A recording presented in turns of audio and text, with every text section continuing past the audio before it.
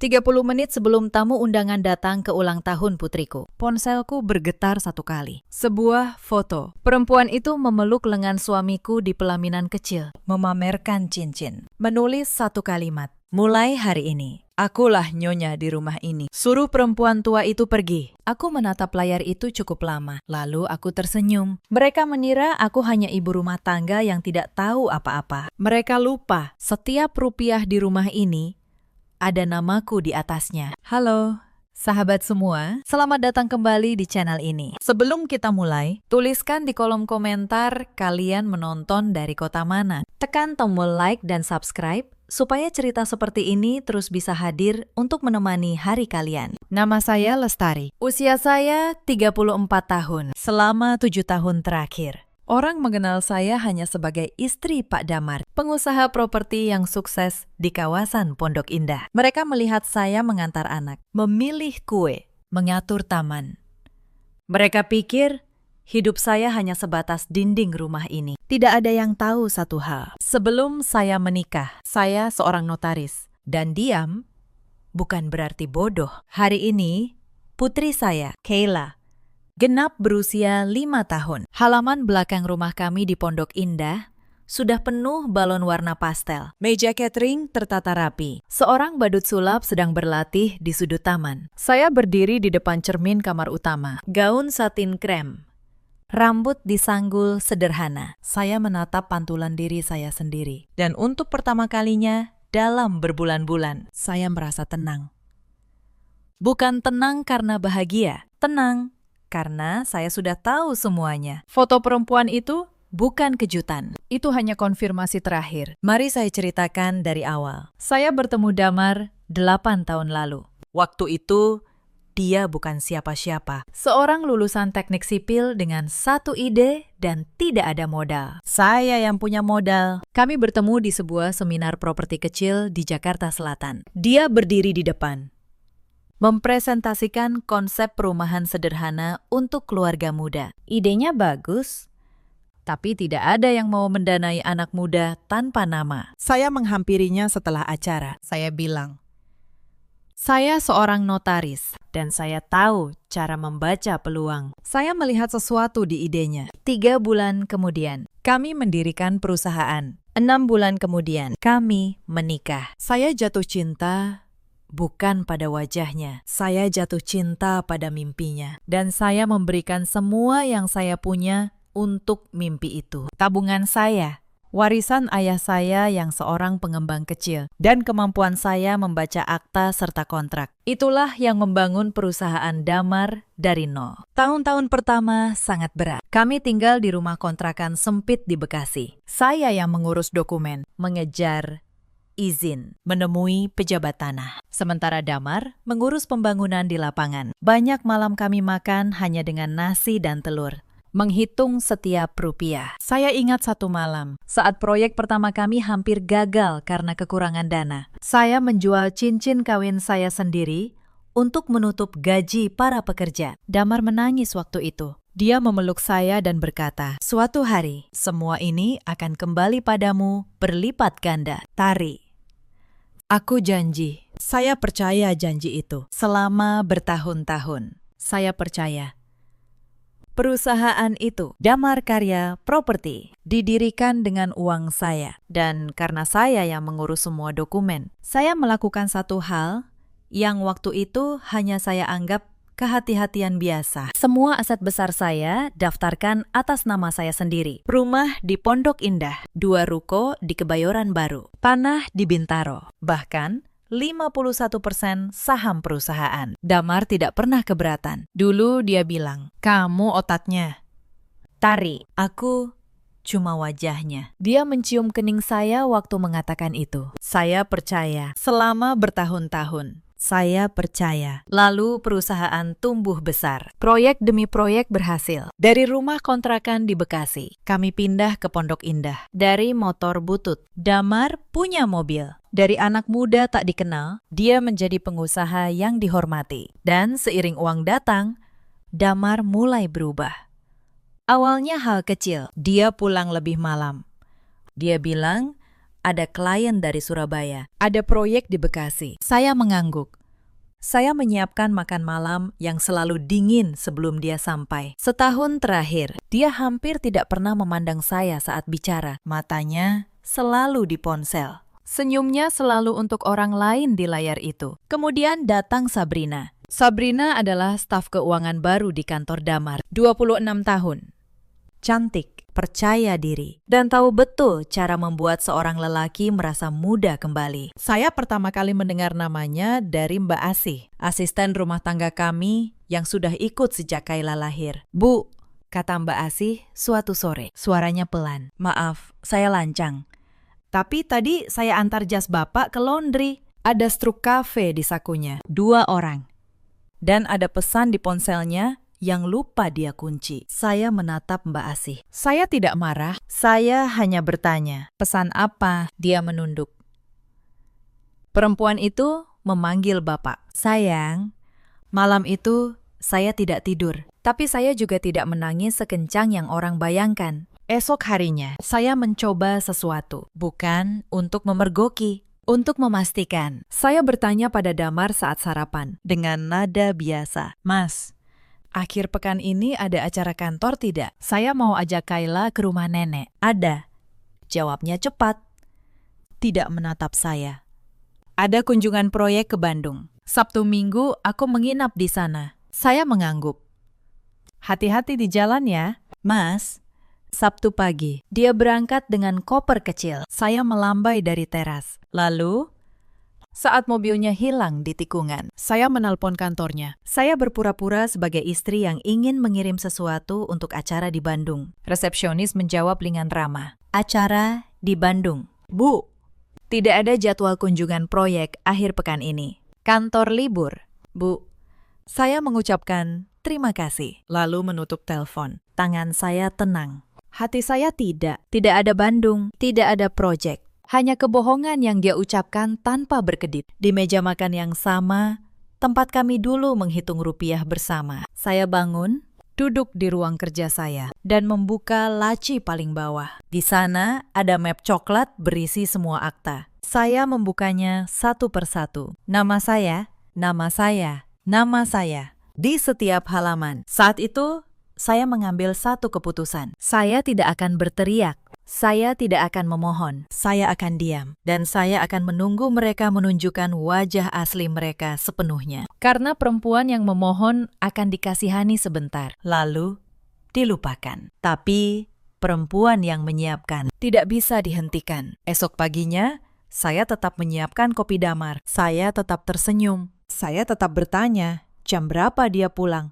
Dan di balik senyum itu, saya mulai mencatat. Minggu pertama, saya menemukan hal pertama. Damar memindahkan dana dari rekening perusahaan ke rekening pribadi yang tidak pernah saya lihat. Jumlahnya 500 juta. Sebagai pemegang saham mayoritas, saya punya akses penuh ke rekening koran perusahaan. Damar lupa itu. Atau dia pikir saya terlalu sibuk dengan dapur untuk memeriksa. Saya cetak mutasi rekening itu. Saya simpan di map coklat. Minggu kedua, dana lagi.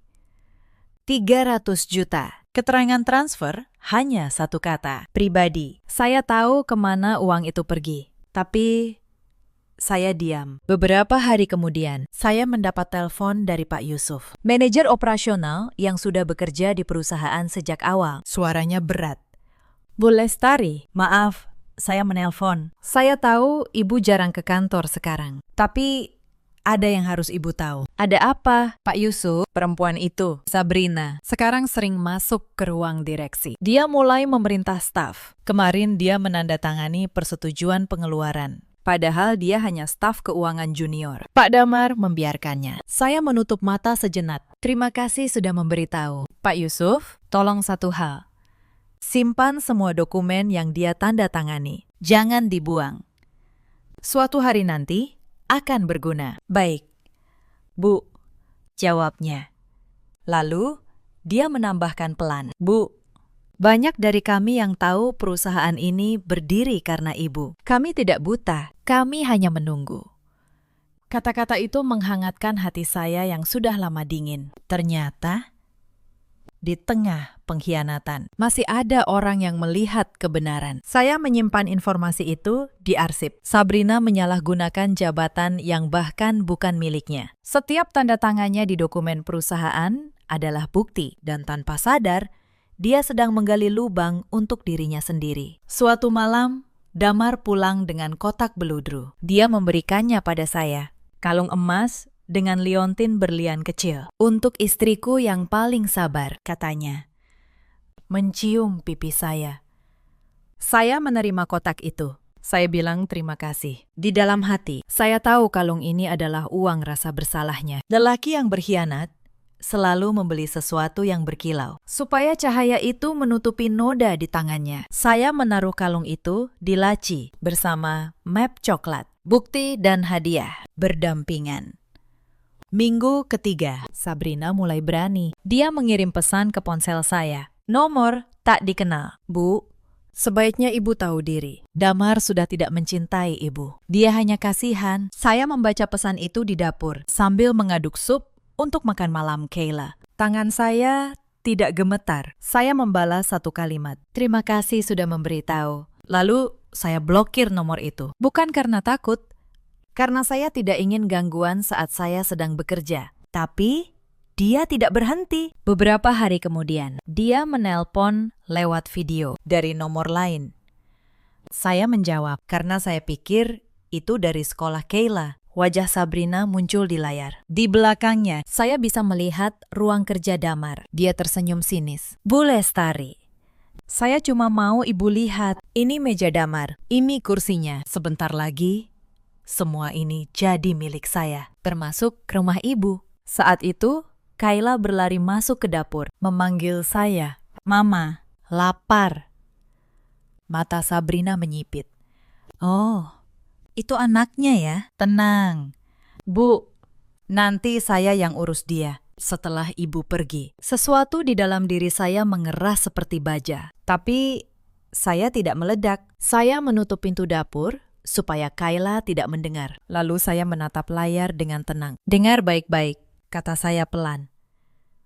Kamu boleh duduk di kursi itu, kamu boleh menyentuh meja itu, tapi jangan pernah sekalipun menyebut anak saya lagi. Karena kalau kamu berani, kamu akan tahu seberapa jauh saya bisa pergi. Untuk pertama kalinya, senyum Sabrina goyah. Saya menutup panggilan. Lalu, dengan tangan yang sangat stabil, saya menyimpan rekaman panggilan itu. Ponsel saya merekam otomatis setiap video call, dan ancamannya terhadap anak saya kini tersimpan rapi. Itu adalah kesalahan terbesar mereka. Mereka boleh menyerang saya, tapi saat mereka menyentuh anak saya, mereka mengubah seorang istri yang sabar menjadi seseorang yang tidak akan berhenti. Yang Sabrina tidak tahu. Setiap pesannya saya tangkap layar lebih dulu. Setiap ancaman, setiap penghinaan. Masuk ke map digital yang saya beri nama sederhana, arsip.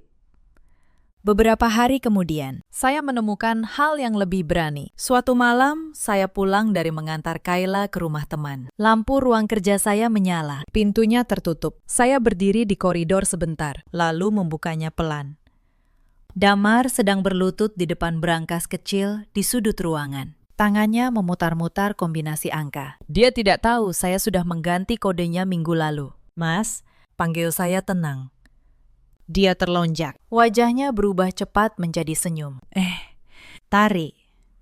Aku cuma cari berkas pajak. Kombinasinya kok berubah ya? Mungkin Mas salah ingat, kata saya. Berkas pajak ada di lemari kantor, bukan di brankas. Dia tertawa kaku, lalu keluar. Saya menutup pintu, dan jantung saya berdebar. Bukan karena takut, karena saya tahu di dalam brankas itu ada akta-akta asli, dan dia sedang mencoba mengambilnya. Malam itu saya pindahkan semua dokumen asli ke kotak deposit di bank. Atas nama saya, seorang. Yang saya tinggalkan di brankas hanya salinan tak bernilai. Kalau mereka mau mencuri, biar mereka mencuri kertas kosong. Esok paginya, brankas terbuka. Salinan-salinan itu hilang. Saya tidak berkata apa-apa. Saya hanya mencatat tanggalnya. Percobaan mengambil aset tanpa izin, lengkap dengan jam. 2 hari kemudian, Sabrina berani datang langsung ke rumah saya. Dia datang siang hari saat Damar di kantor. Dia menekan bel berkali-kali. Mbak Asih membuka pintu, lalu berlari memanggil saya. Saya menemuinya di teras. Saya tidak mempersilakannya masuk. Bu Lestari, katanya, menyilangkan tangan. Saya cuma mau memastikan ibu sadar posisi ibu. Damar sudah memberi saya kartu untuk rumah ini. Sebentar lagi, saya yang tinggal di sini. Saya menatapnya.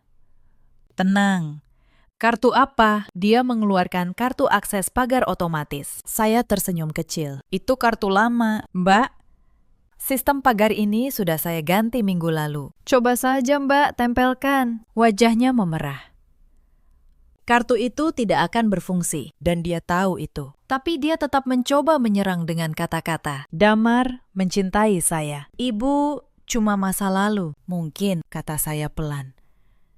Tapi masa lalu ini yang punya rumah tempat Mbak sedang berdiri. Dia membuka mulut, tapi tidak ada kata yang keluar. Lalu dia pergi dengan langkah cepat. Saya menutup pintu, dan saya menambah satu catatan lagi di arsip. Tanggal, jam, dan kalimat ancaman. Mertua saya, Ibu Damar, datang akhir minggu itu. Namanya Bu Sumarni, 62 tahun. Sejak dulu, dia tidak pernah benar-benar menyukai saya. Tari, katanya sambil duduk di sofa ruang tengah. Kamu ini terlalu kaku. Suami itu butuh perhatian. Kalau Damar cari hiburan di luar, ya salahmu juga.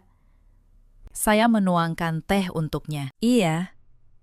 Bu, Damar cerita sama ibu. Lanjutnya. Ada perempuan muda yang lebih mengerti dia. Mungkin sudah saatnya kamu mengalah demi kebahagiaan Damar. Saya menaruh teko dengan pelan. Ibu menyuruh saya mengalah dari rumah saya sendiri. Bu Sumarni mendengus. Rumah ini rumah Damar. Kamu cuma menumpang nama istri. Saya tersenyum. Saya tidak membantah, karena membantah hanya akan membuat mereka berhati-hati. Dan saya butuh mereka tetap merasa menang. Ibu benar, kata saya.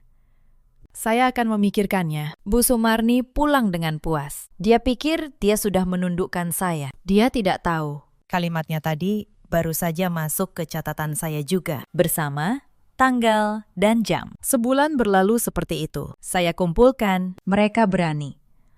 Saya diam. Mereka makin lupa diri. Lalu Damar mulai menyerang dari sisi yang paling menyakitkan. Uang untuk Kayla. Selama ini ada rekening khusus untuk kebutuhan Kayla. Sekolah, dokter, tabungan, pendidikan. Suatu hari, saya cek. Saldonya kosong. Damar memindahkan seluruhnya. Hampir 200 juta.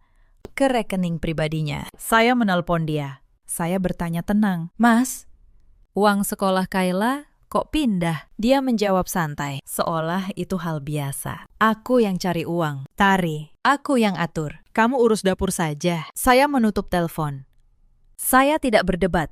Tapi malam itu, saya buka tabungan saya sendiri. Dan saya buat rekening baru untuk Kayla. Atas nama saya dan dia. Uang yang Damar ambil, saya catat sebagai bukti. Bukan untuk saya rebut sekarang. Untuk hari yang sudah saya pilih. Karena seorang lelaki yang berani mengambil uang pendidikan anaknya sendiri demi perempuan lain sudah kehilangan hak untuk dikasihani. Damar mulai tidur di kamar tamu. Alasannya, aku banyak kerja.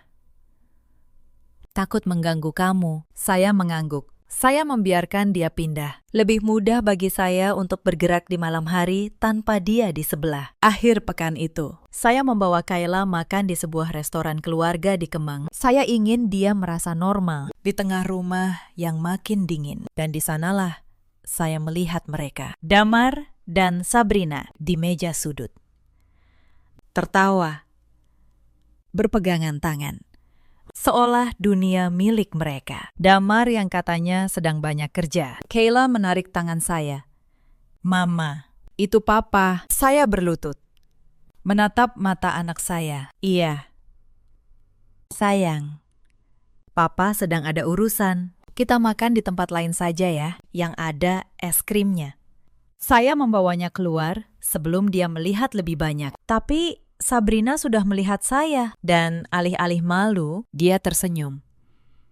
Dia melambai kecil ke arah saya dengan tatapan menang. Damar menoleh. Wajahnya pucat sesaat. Lalu dia berpura-pura tidak melihat. Dia memilih untuk pura-pura tidak mengenal istri dan anaknya sendiri di depan perempuan itu saat itu di trotoar Kemang. Sambil menggandeng Kayla yang masih bertanya, "Kenapa kita tidak menyapa Papa?" Sesuatu di dalam diri saya benar-benar mati. Cinta terakhir yang masih tersisa padam saat itu juga. Tapi saya tidak menangis di depan Kayla. Saya membelikannya es krim coklat kesukaannya. Dan saya tertawa bersamanya. Sementara di dalam hati, saya berkata satu hal. Mereka sudah memilih. Sekarang giliran saya memilih. Di malam-malam itu, saya bertemu Pak Hendra, pengacara senior yang dulu rekan ayah saya. Saya membawa map coklat. Dia membukanya, membaca lembar demi lembar, lalu menatap saya lama. "Bu Lestari," katanya pelan, "kalau semua dokumen ini benar, posisi Anda sangat kuat. Rumah, ruko, tanah, mayoritas saham, semuanya atas nama Anda. Secara hukum, Pak Damar bahkan tidak berhak mengusir Anda dari rumah ini." "Saya tahu, Pakistan," jawab saya. "Saya yang mendaftarkan semuanya 7 tahun lalu." Pak Hendra menatap saya dengan rasa hormat yang tidak dia sembunyikan. Banyak perempuan datang ke kantor saya setelah semuanya terlambat. Setelah mereka menandatangani surat yang tidak mereka baca. Setelah aset mereka pindah tangan. "Anda berbeda, Bu. Anda menyiapkan diri sejak awal. Bukan karena saya pintar, Pakistan," kata saya. "Karena ayah saya pernah mengajari saya satu hal. Cinta boleh kamu berikan sepenuhnya, tapi namamu di atas kertas. Jangan pernah kamu serahkan pada siapapun." Pak Hendra tersenyum tipis. "Lalu, apa yang Anda tunggu?" Saya menutup map coklat. Saya menunggu mereka berani melakukannya di depan orang banyak, supaya tidak ada yang bisa berkata, saya yang jahat. Pak Hendra mengangguk perlahan. Dia mengerti. Karma yang paling sempurna bukan yang datang diam-diam, tapi yang datang di hadapan semua mata. Lalu tibalah hal yang mempercepat semuanya. Akta perusahaan. Suatu sore, Damar masuk ke ruang kerja saya membawa setumpuk dokumen. Wajahnya manis sekali. Manis yang sudah lama tidak saya lihat. "Tari," katanya. "Ini cuma formalitas. Perusahaan mau ekspansi ke Surabaya. Bank minta tanda tangan kamu di sini sebagai pemegang saham. Kamu tanda tangan saja, biar urusan kantor lancar." Saya menerima dokumen itu. Saya pura-pura membaca sekilas, lalu meletakkannya. "Nanti malam saya baca dulu ya, Mas." Mata saya capek, senyumnya sedikit memudar. "Jangan lama-lama, Bang, buru-buru." Malam itu saya baca dokumen itu kata demi kata, dan jantung saya berhenti sejenak. Itu bukan formalitas, itu surat pengalihan saham. Jika saya tanda tangan, 51% saham saya berpindah ke nama Damar. Dalam semalam, saya akan kehilangan kendali atas perusahaan yang saya bangun dengan uang ayah saya. Saya duduk diam sangat lama, bukan karena takut, karena akhirnya saya mengerti seberapa jauh mereka berani. Mereka tidak hanya ingin mengganti saya, mereka ingin saya keluar dengan tangan kosong, supaya saat saya pergi, saya tidak bisa membawa apapun. Esoknya saya kembalikan dokumen itu pada Damar dengan senyum.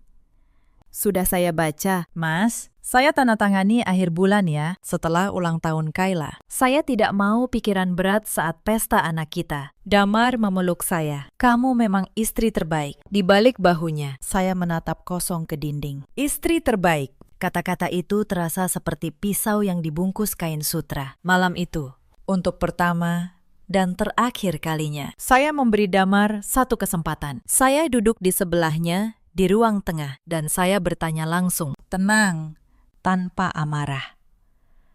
"Mas, kalau ada sesuatu yang ingin kamu katakan pada saya, katakan sekarang. Apapun itu, saya akan mendengarkan." Dia menatap saya sebentar.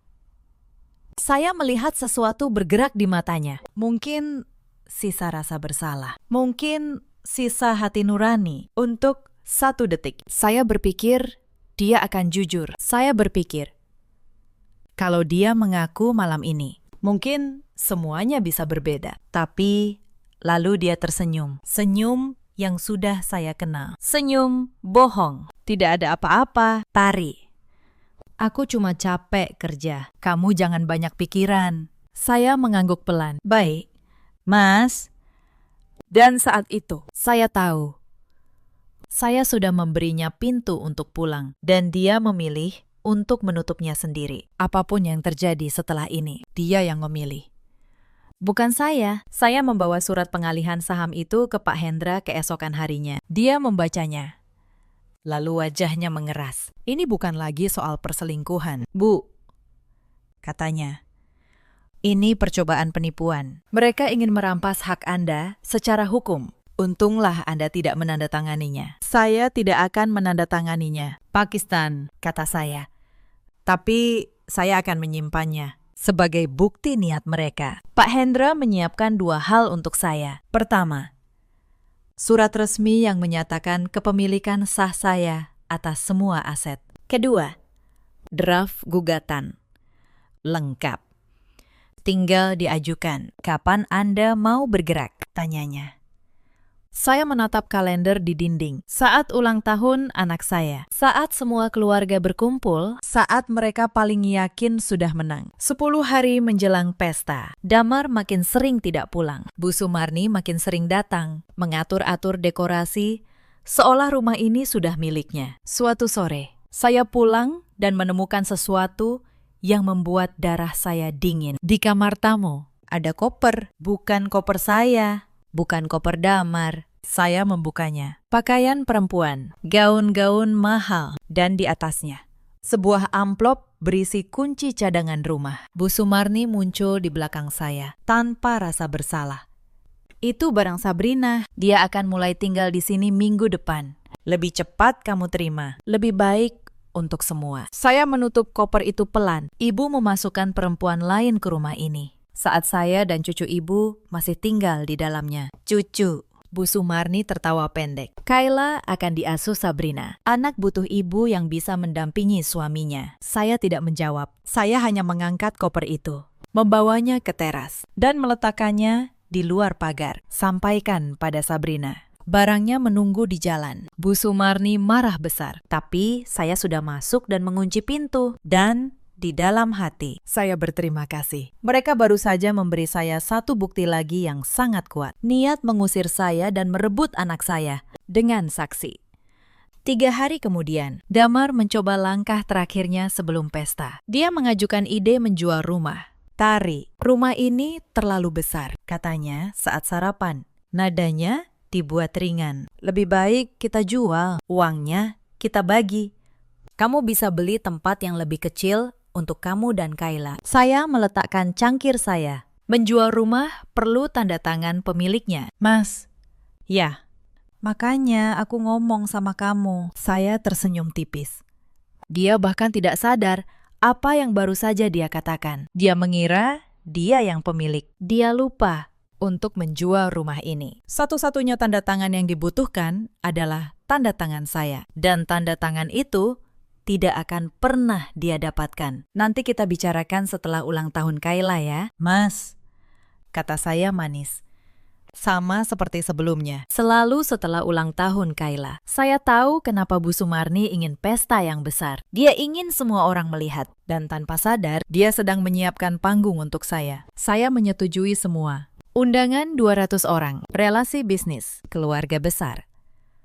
Tetangga Pondok Indah. Saya bahkan menambah daftar tamu. Saya undang notaris kenalan saya. Saya undang Pak Hendra. Saya undang 2 orang dari bank yang dulu memproses saham perusahaan atas nama saya. Damar tidak curiga. Dia pikir mereka tamu biasa. 3 hari sebelum pesta, Sabrina mengirim foto lagi. Kali ini ke ponsel Mbak Asih. Mungkin berharap akan sampai ke saya lewat orang lain. Foto Sabrina di kantor Damar. Duduk di kursi direktur, menulis. Sebentar lagi, kursi ini resmi jadi milikku. Mbak Asih menunjukkannya pada saya dengan tangan gemetar. Bu, perempuan ini keterlaluan. Saya menatap foto itu. Lalu saya menepuk tangan Mbak Asih. Tidak apa-apa, Mbak. Biarkan dia duduk di kursi itu sebentar lagi. Kursi itu juga atas nama saya. Mbak Asih menatap saya, bingung. Lalu Perlahan, dia mengerti. Dan untuk pertama kalinya dalam berminggu-minggu, dia tersenyum. Malam sebelum pesta, saya memeriksa map coklat untuk terakhir kalinya. Mutasi rekening, tangkapan layar pesan, surat pengalihan saham yang gagal, akta-akta asli, surat dari Pak Hendra, rekaman video call. Semua rapi, semua urut.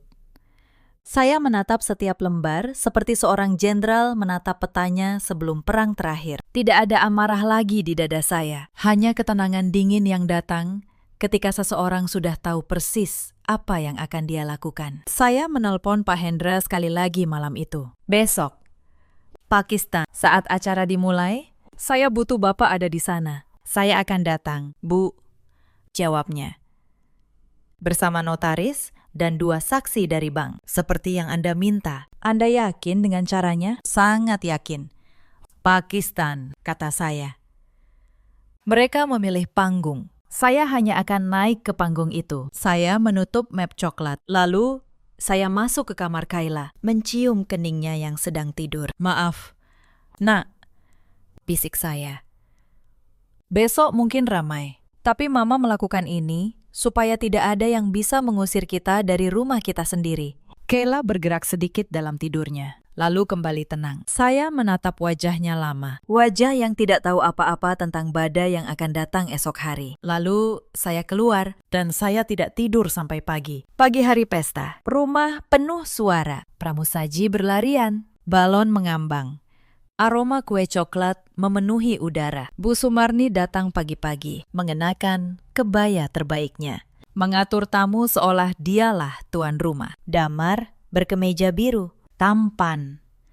Sesekali tersenyum pada ponselnya. Saya mengamati mereka dari jendela kamar. Mereka begitu yakin, begitu puas. Mereka pikir hari ini adalah hari kemenangan mereka. Hari saya akan diusir dengan tenang di depan semua orang. Mereka tidak tahu, di meja kecil dekat kue ulang tahun, saya sudah meletakkan sebuah map coklat sejak subuh. Lalu ponsel saya bergetar. Foto pernikahan kecil itu. Sabrina memeluk lengan Damar. Cincin. Kalimat itu. Mulai hari ini, akulah nyonya di rumah ini. Suruh perempuan tua itu pergi. Saya menatap layar itu. Lalu, saya tersenyum. Mereka memilih hari ini. Bagus. Saya juga. Saya turun ke taman dengan gaun satin krem. Tamu mulai berdatangan. Bu Sumarni menyambut mereka di depan, seolah dia tuan rumahnya. Damar berdiri di sampingnya, tampan dengan kemeja biru. Sesekali memeriksa ponsel dengan senyum yang bukan untuk anaknya. Saya menyalami tamu satu persatu. Tenang, anggun. Pak Hendra datang, mengangguk pada saya dari kejauhan. 2 orang bank datang. Notaris kenalan saya datang. Semua sudah di tempat. Acara berjalan. Badut sulap menghibur anak-anak. Kayla tertawa. Pipinya merah karena senang. Saya menatapnya. Dan untuk sesaat, hati saya hangat di tengah semua ini. Para tetangga Pondok Indah datang membawa kado. Beberapa ibu menghampiri saya, memuji dekorasi, menanyakan kabar. Saya menjawab dengan senyum, melayani mereka seperti tuan rumah yang baik. Tidak ada yang tahu apa yang tersembunyi di balik ketenangan saya. Tidak ada yang tahu bahwa di meja dekat kue, sebuah map coklat sedang menunggu. Kayla berlari menghampiri saya, memeluk kaki saya. Mama, ini hari terbaik, katanya. Matanya berbinar. Saya berlutut, mencium pipinya. Iya, sayang, hari terbaik. Dan Mama janji, mulai hari ini, semuanya akan baik-baik saja. Saya tidak berbohong padanya. Saya hanya belum memberitahunya bahwa baik-baik saja itu harus dimulai dengan sebuah badai. Lalu, di tengah pesta, sesuatu yang bahkan tidak saya rencanakan terjadi. Sabrina datang. Dia masuk ke taman dengan gaun merah menyala. Terlalu mencolok untuk ulang tahun anak. Semua mata menoleh. Bu Sumarni tersenyum lebar dan menyambutnya. Ah, ini dia, kata Bu Sumarni keras. Sengaja agar terdengar. Calon menantu saya yang sebenarnya. Suasana taman mendadak hening. Tamu saling pandang. Damar terlihat panik sesaat, tapi tidak menghentikan ibunya. Sabrina berjalan ke tengah, menghampiri saya. Dia tersenyum sinis. Bu Lestari, saya rasa sudah waktunya Ibu tahu diri. Damar dan saya sudah menikah siri. Rumah ini, perusahaan ini. Sekarang ada pemilik barunya. Tamu mulai berbisik. Beberapa wajah memandang saya dengan kasihan. Damar akhirnya maju. Suaranya berat. Mencoba terdengar berwibawa. Tari, maafkan aku.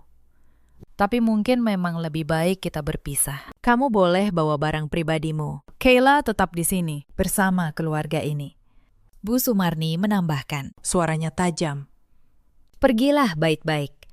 Tari, jangan buat keributan di depan tamu. Ingat, kamu di sini cuma numpang nama istri. Itulah kalimatnya.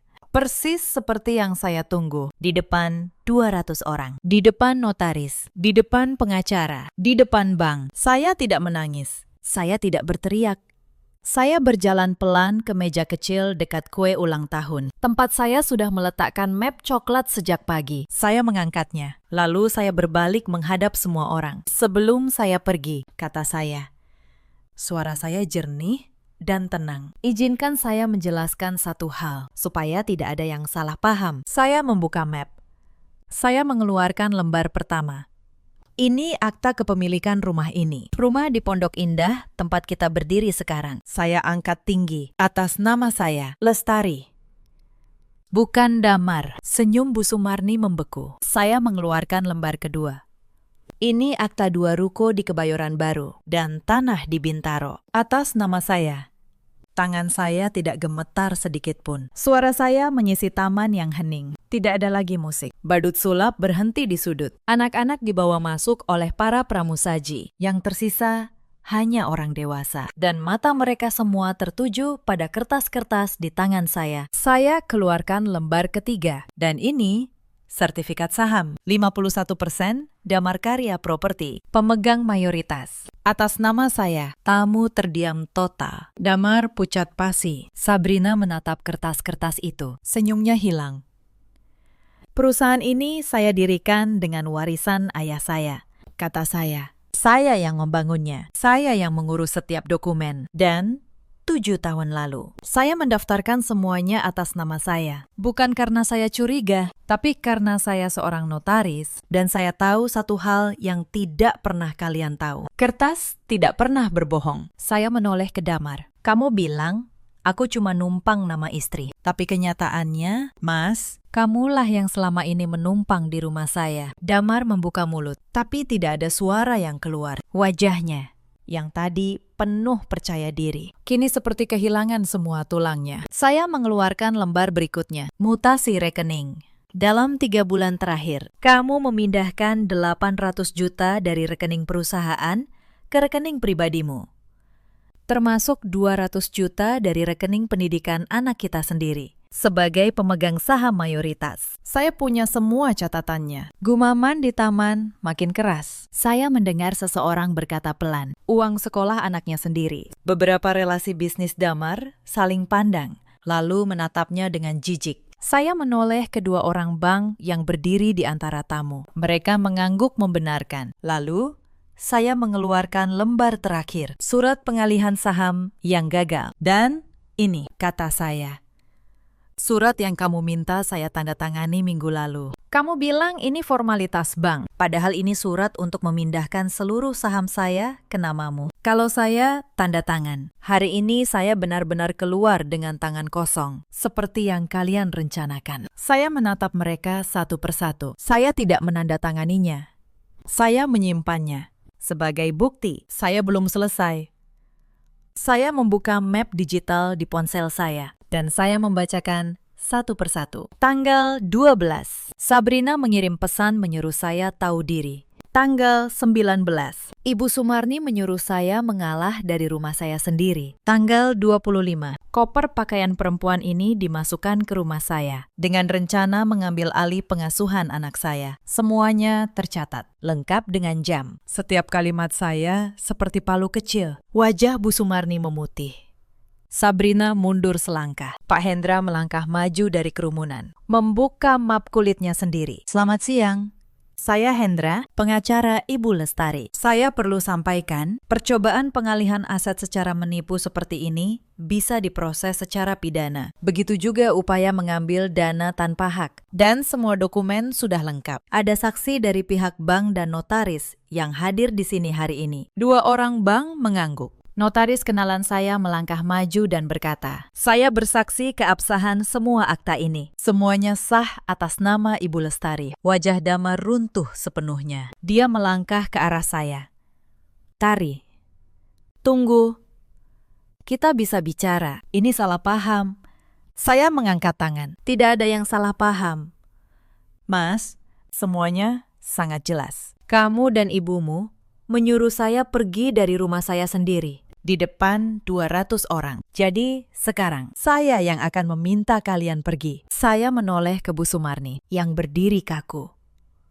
"Ibu bilang saya hanya menumpang nama. Sekarang ibu boleh memilih. Pergi baik-baik atau saya antar dengan surat resmi." Sabrina yang sejak tadi diam tiba-tiba berbalik menatap Damar. "Kamu bilang semua ini milikmu. Kamu bilang aku akan jadi nyonya rumah ini. Kamu bohong padaku." Damar tidak bisa menjawab. Dia hanya berdiri di tengah taman, di antara 2 perempuan, di depan 200 mata, dengan tangan kosong yang baru saja dia kira penuh. Sabrina menertawakan dirinya sendiri. Pahit. "Jadi kamu tidak punya apa-apa. Aku meninggalkan kerjaanku, menghancurkan namaku, demi lelaki yang bahkan rumahnya bukan miliknya." Dia mengambil tasnya, melepas cincin di jarinya, dan melemparnya ke kaki Damar. Lalu dia berjalan keluar dari taman tanpa menoleh. Gaun merahnya menghilang di balik pintu pagar. Tamu mulai berbisik, lalu satu persatu pamit dengan canggung. Relasi bisnis Damar menatapnya dengan pandangan yang sudah berubah. Mereka datang untuk seorang pengusaha sukses. Mereka pulang setelah melihat seorang lelaki yang ternyata tidak memiliki apapun. Bu Sumarni mencoba satu kalimat terakhir. "Tari, kita ini keluarga. Kamu tidak boleh begini sama ibu." Saya menatapnya tenang. "Ibu memanggil saya keluarga hari ini. Padahal kemarin ibu menyuruh perempuan asing menggantikan saya di rumah saya sendiri." "Keluarga tidak melakukan itu, Bu." Bu Sumarni tidak bisa menjawab. Dia menggandeng anaknya yang masih terpaku. Dan mereka berdua berjalan keluar, menunduk di depan tamu yang masih tersisa. Saya berdiri sendiri di tengah taman yang mulai sepi. Balon-balon masih mengambang. Kue coklat masih utuh. Lalu, saya mendengar suara kecil. "Mama." Kayla berdiri di pintu, memeluk boneka kelincinya. Dia tidak mengerti apa yang terjadi, tapi dia melihat orang-orang pergi. Saya berlutut, membuka tangan saya. Dia berlari memeluk saya. "Pestanya selesai?" tanyanya. Saya tersenyum, menahan air mata yang baru sekarang berani turun. "Belum. Sayang, kita masih punya kue, kita masih punya badut, dan kita masih punya rumah ini. Ayo, kita tiup lilinnya." Saya menggendong Kayla, berjalan ke meja kue. Mbak Asih menyalakan 5 lilin kecil. Beberapa tetangga yang tersisa, yang selama ini diam-diam menyayangi saya, ikut bertepuk tangan pelan. Kayla meniup lilinnya. Asapnya naik tipis ke udara sore. Hari itu, saya tidak kehilangan apa-apa. Saya justru mendapatkan kembali rumah saya, nama saya, dan ketenangan yang sudah lama hilang. 3 bulan kemudian, gugatan cerai selesai karena semua aset atas nama saya. Damar keluar persis seperti yang dia rencanakan untuk saya, dengan tangan kosong. Persidangan berjalan singkat. Pak Hendra mengajukan semua bukti, akta, mutasi rekening, surat pengalihan saham yang gagal, rekaman ancaman terhadap Kayla, kesaksian para staf kantor. Tidak ada yang bisa dibantah. Hakim bahkan tidak butuh waktu lama untuk memutuskan. Hak asuh Kayla jatuh sepenuhnya pada saya. Perusahaan tetap berjalan di bawah kendali saya. Saya tunjuk direktur baru yang jujur, Pak Yusuf, manajer lama yang dulu menelpon saya. Saya tahu dia setia, dan saya tahu dia layak. Para staf yang dulu diam-diam menunggu, kini bekerja dengan tenang. Dalam setahun, perusahaan tumbuh lebih sehat dari sebelumnya, dan saya ganti namanya, Lestari Property. Damar pindah ke kontrakan kecil di pinggiran kota, tanpa modal, tanpa nama, tanpa relasi yang masih mau mempercayainya. Para relasi bisnis yang dulu menghormatinya, kini menghindarinya. Kabar tentang apa yang dia lakukan pada istri dan anaknya sendiri menyebar cepat di kalangan pengusaha. Tidak ada yang mau bekerja sama dengan lelaki yang tega menukar keluarganya dengan kertas kosong. Saya dengar dia mencoba membuka usaha baru beberapa kali. Sebuah toko bahan bangunan kecil. Lalu, jasa kontraktor. Lalu, mencoba menjadi makelar tanah. Semuanya gagal. Bukan karena dia tidak bisa, tapi karena tidak ada lagi yang percaya padanya. Reputasi ternyata adalah modal yang tidak bisa dibeli kembali. Bu Sumarni tinggal bersamanya di kontrakan itu. Perempuan yang dulu mengatur-atur rumah saya seolah miliknya, kini tinggal di satu kamar sempit bersama anaknya yang gagal. Saya dengar mereka sering bertengkar. Bu Sumarni menyalahkan Damar. Damar menyalahkan ibunya yang dulu mendorongnya pada Sabrina. Dua orang yang dulu mengira mereka memiliki segalanya, kini hanya memiliki satu sama lain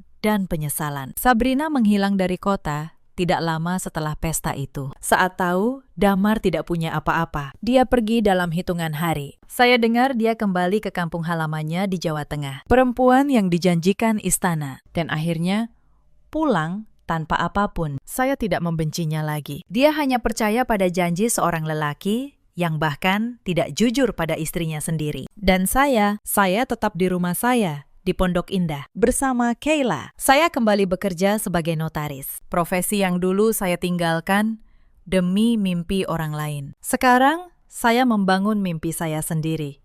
Mbak Asih masih bersama kami. Kini bukan lagi sebagai pembantu, tapi sebagai keluarga. Rumah ini terasa lebih ringan sekarang, lebih tenang, lebih milik kami. Kayla tumbuh menjadi anak yang ceria. Suatu hari dia bertanya tentang ayahnya. Saya tidak pernah menjelekkan Damar di depannya. Saya hanya bilang, kadang orang dewasa membuat pilihan yang salah. Dan yang penting adalah kita tetap memilih untuk menjadi baik. Dia mengangguk. Lalu kembali bermain. Anak-anak punya cara sendiri untuk sembuh. Dan saya bersyukur. Dia tumbuh di rumah yang penuh ketenangan, bukan ketakutan.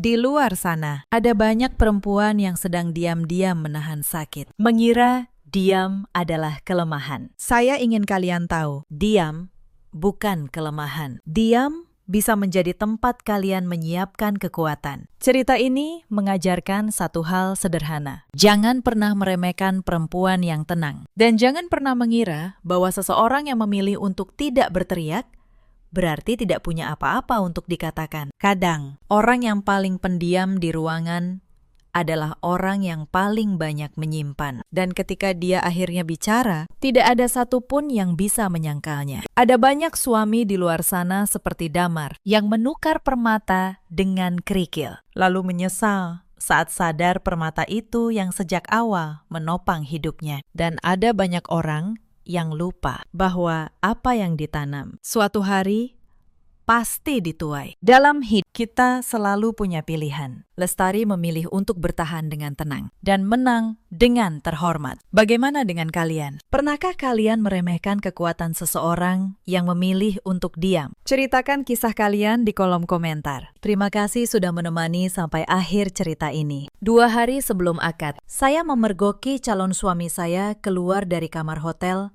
bersama asisten pribadi saya sendiri. Perempuan yang dulu saya pungut karena kasihan. Dan malam itu juga, saya tidak menangis. Saya justru tersenyum karena seluruh rumah, mobil, dan rekening yang mereka banggakan. Semuanya atas nama saya. Halo, sahabat cerita. Selamat datang kembali di kanal ini. Sebelum kita masuk ke kisah malam ini, tuliskan nama dan kota kalian di kolom komentar supaya saya tahu siapa saja yang sedang menemani sampai akhir. Tekan tombol suka dan berlangganan ya. Karena cerita kali ini akan menguji satu hal. Apa yang terjadi kalau orang yang berniat menipu ternyata menipu orang yang salah? Nama saya Kirana Wijaya. Usia saya 34 tahun. Saya memimpin sebuah grup perusahaan properti dan 2 klinik kecantikan di kawasan Jakarta Selatan. Sudah 12 tahun saya membangun semuanya dari nol. Dari satu ruko sewaan di Tebet, sampai kantor di gedung tinggi kawasan Sudirman. Orang menyebut saya perempuan yang dingin, perempuan yang terlalu sibuk. Mungkin itu benar.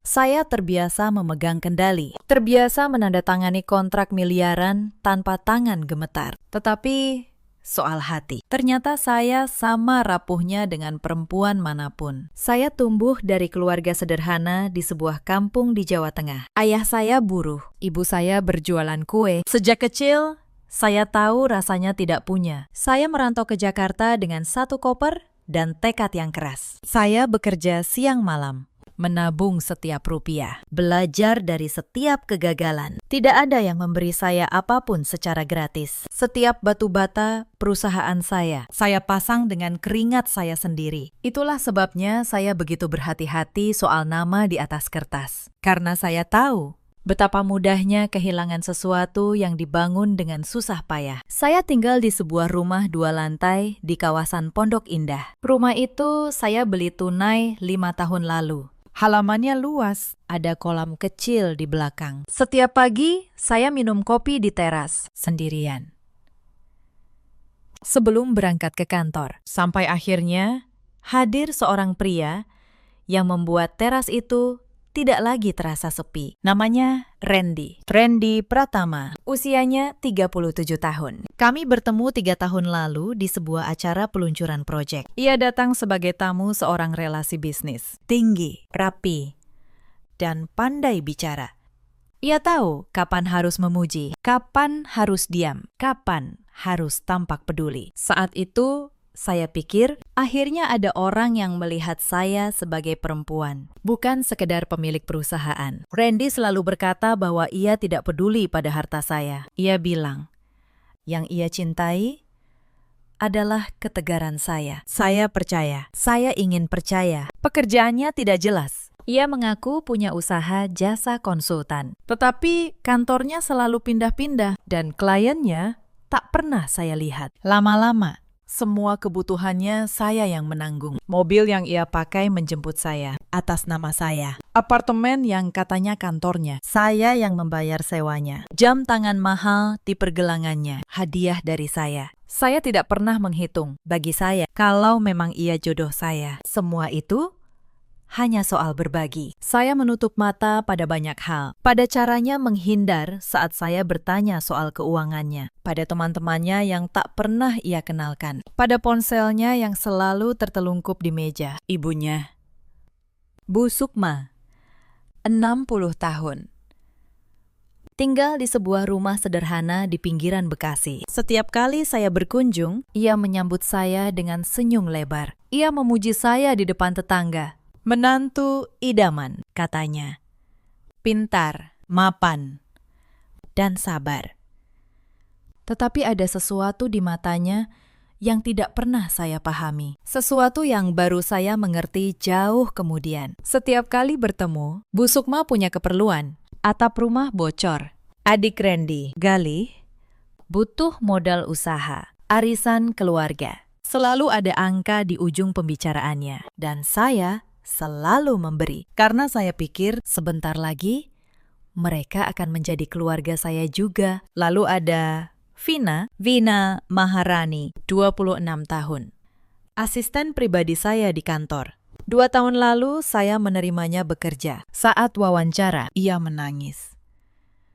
Bercerita soal ayahnya yang sakit, soal adik-adiknya yang masih sekolah, soal dirinya yang tulang punggung keluarga. Saya melihat diri saya yang dulu pada gadis itu, maka saya terima. Vina cerdas dan rajin. Ia tahu seluruh jadwal saya, tahu kata sandi kalender saya, tahu nomor rekening operasional perusahaan. Saya bahkan mempercayakan urusan pribadi pada dirinya, membayar tagihan, mengurus dokumen, mengantar keperluan Randy kalau saya terlalu sibuk. Saya memperlakukannya seperti adik sendiri. Saya pikir kepercayaan dibalas dengan kesetiaan. Ternyata saya salah. 3 bulan lalu, Randy melamar saya. Di teras rumah Pondok Indah, di bawah lampu temaram. Ia berlutut. Saya menangis bahagia. Saya pikir perjuangan saya selama ini akhirnya berbuah. Kami menentukan tanggal akad. Saya menyiapkan semuanya. Gedung, catering, gaun, undangan untuk ratusan relasi. Semua biaya, tentu saja, saya yang menanggung.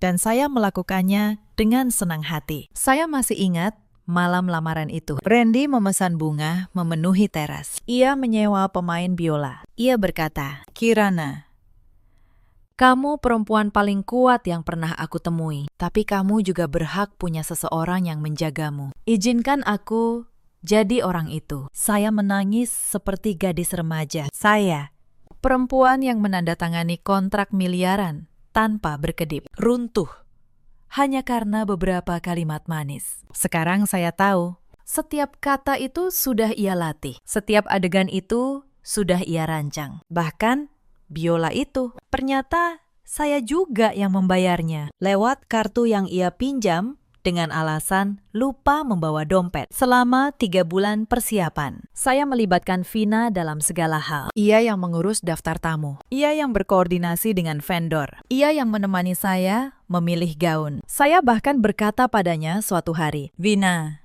kalau nanti aku menikah, kamu yang aku percaya pegang banyak urusan pribadiku. Kamu sudah seperti adik buat aku." Ia memeluk saya dan berkata, "Terima kasih, Bu. Ibu sudah seperti keluarga buat saya." Saya percaya setiap kata itu. Saya tidak tahu di belakang saya. Ia dan Randy tertawa, menertawakan betapa mudahnya saya ditipu. Ada banyak tanda yang seharusnya saya lihat. Randy yang selalu gugup setiap kali Vina ada di ruangan yang sama. Vina yang tiba-tiba punya barang-barang mahal. Bu Sukma yang semakin sering menanyakan soal aset dan warisan saya. Pertanyaan-pertanyaan yang dulu saya kira hanya basa-basi seorang ibu. "Kirana, rumah Pondok Indah itu sertifikatnya atas nama kamu sendiri, kan? Klinik, dua-duanya punya kamu pribadi, ya, bukan punya investor." Saya menjawab semua dengan jujur. Saya tidak tahu. Saya sedang memberi mereka peta untuk merampok saya. Saya tidak tahu bahwa di balik senyum mereka, sebuah rencana sudah lama disusun. Rencana untuk menguras saya sampai habis, lalu membuang saya. Saya tidak tahu. Sampai 2 hari sebelum hari yang seharusnya menjadi hari paling bahagia dalam hidup saya. Sore itu, 2 hari menjelang akad, saya sedang di butik untuk pengepasan gaun terakhir. Ruangan itu wangi melati, penuh kain putih dan renda. Seharusnya hati saya tenang, tetapi entah mengapa, dada saya terasa sesak sejak pagi. Randy menemani saya. Ia duduk di sofa, sibuk dengan ponselnya. Sesekali tersenyum pada saya lewat cermin. Lalu ia pamit ke toilet. Ponselnya ia letakkan begitu saja di meja kaca dekat sofa. Saya kembali fokus pada gaun, membiarkan penjahit merapikan ujung kain. Saat itulah layar ponsel Randy menyala. Sebuah pesan masuk. Saya tidak berniat melihatnya. Saya tidak pernah punya kebiasaan memeriksa ponselnya. Tetapi posisi saya yang berbalik untuk mengecek punggung gaun membuat mata saya tidak sengaja menangkap nama di layar itu. Nama yang terlalu saya kenal, Vina. Notifikasi itu muncul jelas, tanpa perlu membuka kunci. Saya membacanya, dan dunia saya berhenti berputar. "Sayang, aku sudah check-in. Kamar yang biasa, jangan lama-lama ya. Soal harta si bos. Ibumu bilang semua sudah diatur. Sebentar lagi semuanya jadi milik kita." Lalu sebuah emoji hati. Napas saya tercekat. Tangan saya dingin. Saya membaca lagi. Sekali, 2 kali. Kamar yang biasa. Soal harta si bos. Ibumu bilang semua sudah diatur. 3 kalimat itu berputar di kepala saya seperti pisau. Si bos itu saya. Ibunya itu Bu Sukma. Dan Vina, gadis yang saya pungut karena kasihan, adalah perempuan di kamar hotel itu. Saya tidak menjerit. Saya tidak menjatuhkan apapun. Saya hanya berdiri diam, menatap layar yang perlahan meredup. Di cermin, saya melihat wajah saya sendiri, pucat, tetapi tenang. Aneh sekali. Di saat hati saya hancur berkeping, kepala saya justru menjadi sangat jernih. Saya ambil ponsel saya sendiri. Saya foto layar Randy sebelum padam. Lalu, Saya letakkan kembali ponselnya, persis seperti semula. Saat Randy keluar dari toilet, saya sudah tersenyum lagi. Sudah selesai pengepasannya. Sayang, kata saya pelan. Ia mengecup kening saya. Ia tidak tahu bahwa perempuan yang ia cium baru saja berubah menjadi sesuatu yang lain. Malam itu, saya tidak pulang ke rumah. Saya minta sopir mengantar saya ke kantor. Pukul 9 malam, gedung itu sepi. Hanya lampu meja saya yang menyala. Saya duduk di kursi yang sudah 12 tahun menemani saya. Dan untuk pertama kalinya, saya membiarkan diri saya berpikir dingin tentang orang-orang yang saya cintai. Saya menelpon satu orang. Pak Bram, pengacara pribadi saya. Pria 60 tahun yang sudah mengurus seluruh aset perusahaan sejak awal. Saya minta ia datang malam itu juga. Ketika ia tiba, saya hanya berkata satu kalimat. Pak Bram, saya butuh seluruh dokumen kepemilikan aset yang berkaitan dengan nama Randy Pratama. Malam ini, ia menatap saya lama. Lalu mengangguk tanpa bertanya. Itulah yang saya suka dari Pak Bram. Ia tahu kapan harus diam. Sampai dini hari, kami membuka satu persatu map. Dan disitulah saya menyadari sesuatu yang membuat saya hampir tertawa di tengah luka saya. Tidak ada satupun aset itu yang benar-benar milik Randy. Mereka mengira mereka sedang menguras saya. Padahal, saya tidak pernah benar-benar menyerahkan apapun. Setiap kali saya membelikan sesuatu untuk Randy, saya membelinya dengan satu kebiasaan lama yang tak pernah saya tinggalkan. Kebiasaan seorang pengusaha yang tumbuh dari nol, yang tahu betul bahwa nama di atas kertas adalah segalanya. Malam itu saya tidak tidur. Saya menyusun rencana.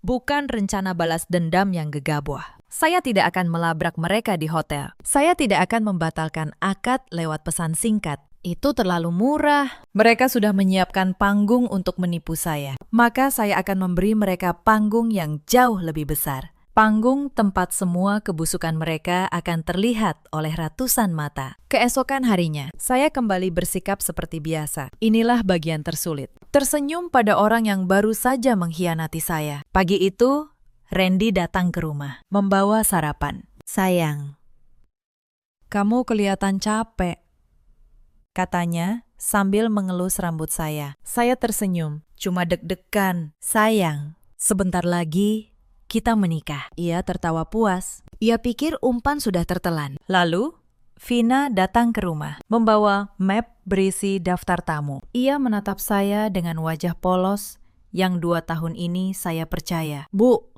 ini daftar konfirmasi tamu yang sudah masuk, katanya lembut. Saya menerima map itu. Saya menatap matanya. Mata yang dulu menangis di ruang wawancara. Terima kasih, Vina, kata saya. Kamu memang selalu bisa saya andalkan. Ia tersenyum. Ia tidak tahu, kata-kata saya barusan adalah pisau yang ia tidak rasakan. Sore itu, saya menelpon Bu Sukma. Suaranya manis seperti biasa. Kirana, nak, ada apa menelpon ibu? Saya menjawab, tenang, Bu. Saya cuma mau pastikan, besok ibu duduk di kursi keluarga paling depan, ya. Saya ingin ibu melihat semuanya dari dekat. Ia tertawa senang. Tentu, nak, ibu bangga sekali punya menantu seperti kamu. Saya menutup telepon dan saya berbisik pada diri saya sendiri. Lihatlah dari dekat, Bu. Lihat sampai habis. Hari itu juga, saya bergerak. Saya memanggil Pak Bram lagi. Saya minta ia menyiapkan sesuatu yang sangat khusus untuk hari akad. Bukan untuk membatalkan. Justru sebaliknya, saya minta ia memastikan satu dokumen tertentu sudah sah, sudah tercatat. Sudah hitam di atas putih. Pak Bram menatap saya dan untuk pertama kalinya, ia tersenyum tipis. Ibu yakin? Tanyanya. Sangat yakin, jawab saya. Sementara itu, saya juga memanggil Mbak Asti, sekretaris yang sudah 8 tahun bekerja dengan saya. Satu-satunya orang di kantor yang tidak pernah saya ragukan. Saya menyerahkan tugas rahasia padanya. Saya minta ia menelusuri seluruh aliran dana yang pernah keluar dari rekening operasional perusahaan dalam 2 tahun terakhir. Saya curiga, dan saya ingin memastikan. Malam itu, Mbak Asti menelpon saya dengan suara bergetar. Bu, Saya menemukan sesuatu. Ada transfer rutin setiap bulan dari rekening operasional ke sebuah rekening pribadi. Jumlahnya tidak kecil. Bu, totalnya sudah hampir 800 juta dalam 2 tahun. Jantung saya berdegup. Atas nama siapa rekening itu, Mbak? Hening sejenak. Lalu, jawabannya datang atas nama Vina Maharani. Bu, saya menutup mata. Jadi begitu. Selama 2 tahun, gadis yang saya percaya menandatangani dokumen pembayaran. Diam-diam mengalihkan uang perusahaan ke rekeningnya sendiri. Dan saya yang terlalu sibuk, terlalu percaya, tidak pernah memeriksa. Tetapi malam ini, semua jejak itu sudah ada di tangan saya. Hitam di atas putih. Saya kembali ke kantor keesokan paginya. Saya minta Mbak Asti mencetak seluruh rekening koran. Setiap lembar bukti transfer, setiap tanda tangan Vina di dokumen pembayaran. Saya susun semuanya dalam satu map tebal berwarna merah. Map itu akan menjadi bintang tamu di pesta pernikahan saya. Hari berikutnya, Bu Sukma menelpon lagi. Kali ini ada nada terburu. Kirana. Nak, soal yang kemarin Ibu bilang, surat itu. Randy bilang, kamu sudah setuju kalau rumah Pondok Indah dan 2 klinik itu dipindah ke nama dia setelah menikah. Biar urusannya gampang, katanya.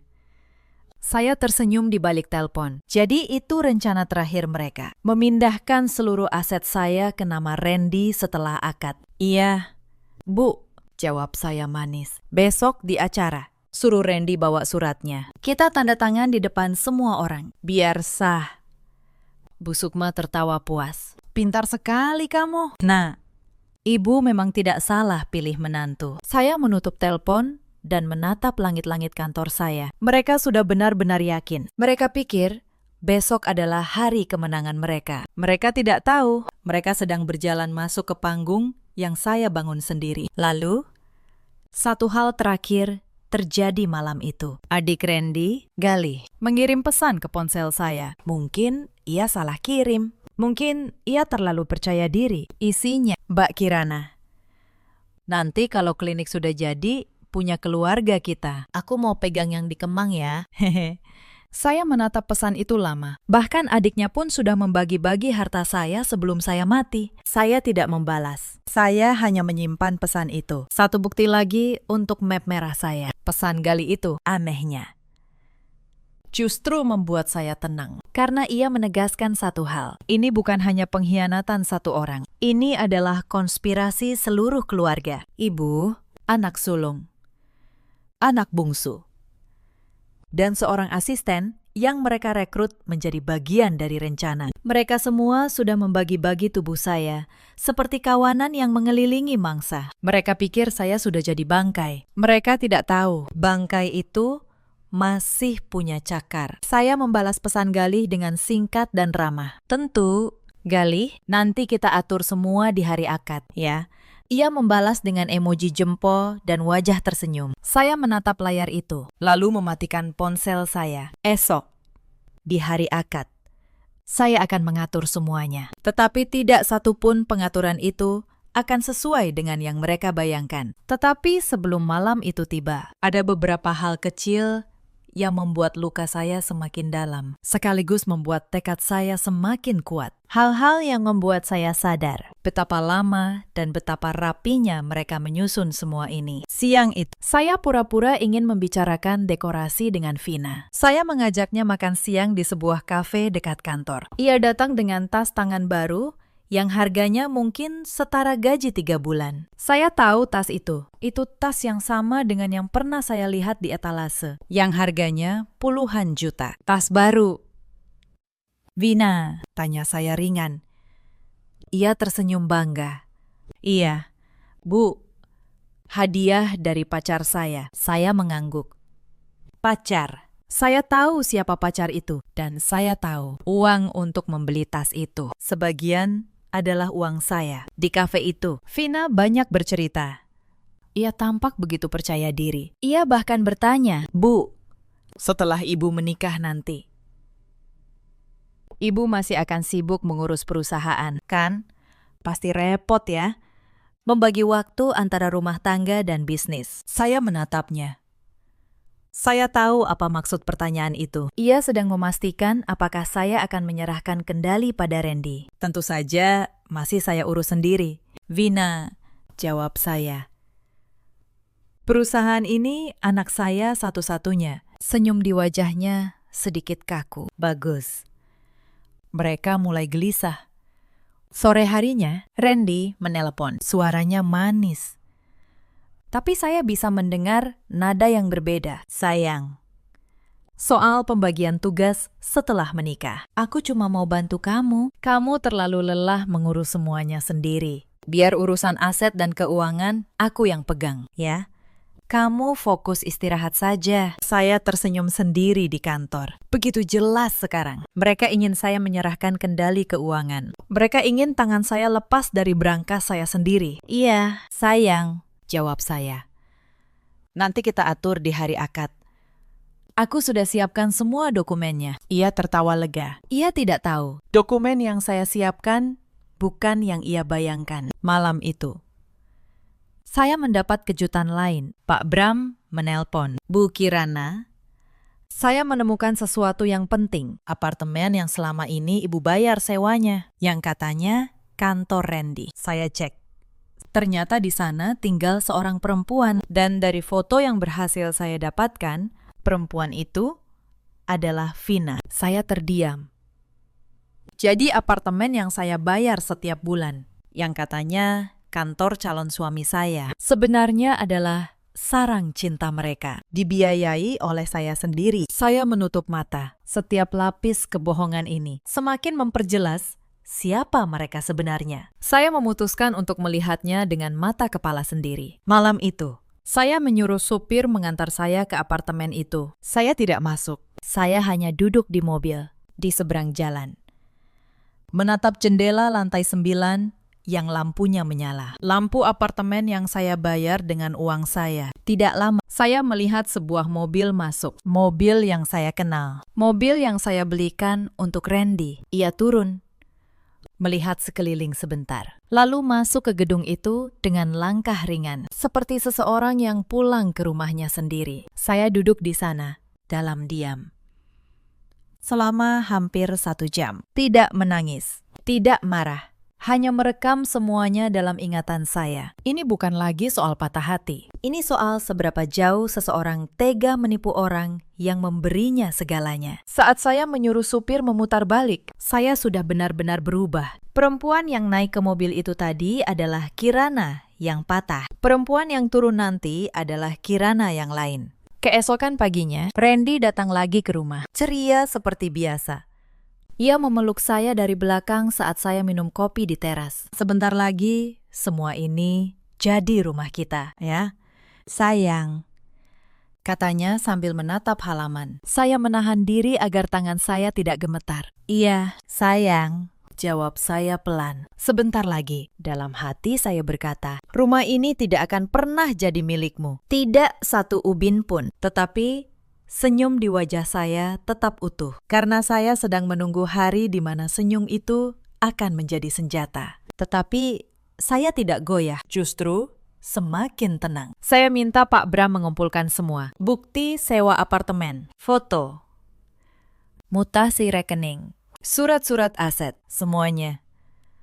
Lalu, saya minta satu hal terakhir yang paling penting. Pak Bram, siapkan akta otentik. Saya ingin sehari sebelum akad, seluruh aset utama saya, rumah, pondok indah, 2 klinik, dan kantor pusat, dicatatkan dalam satu yayasan dan badan usaha yang sepenuhnya saya kendalikan. Kunci dengan ketat, supaya apapun yang ditandatangani esok hari tidak akan bisa menyentuh kepemilikan saya. Pak Bram terdiam sejenak, lalu berkata pelan, cerdas, Bu.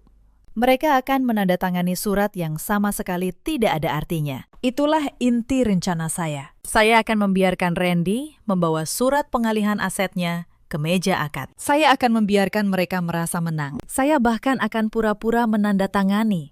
Tetapi surat itu hanya akan memindahkan kepemilikan yang sudah saya kosongkan 1 hari sebelumnya. Mereka akan menandatangani udara. Dan di saat mereka merasa paling tinggi, saya akan menjatuhkan mereka dengan map merah saya. Saya juga sudah memikirkan satu detail terakhir. Saya menghubungi seorang teman lama, seorang notaris, dan seorang wartawan yang sering meliput acara perusahaan saya. Saya undang mereka ke acara akad, bukan tanpa alasan.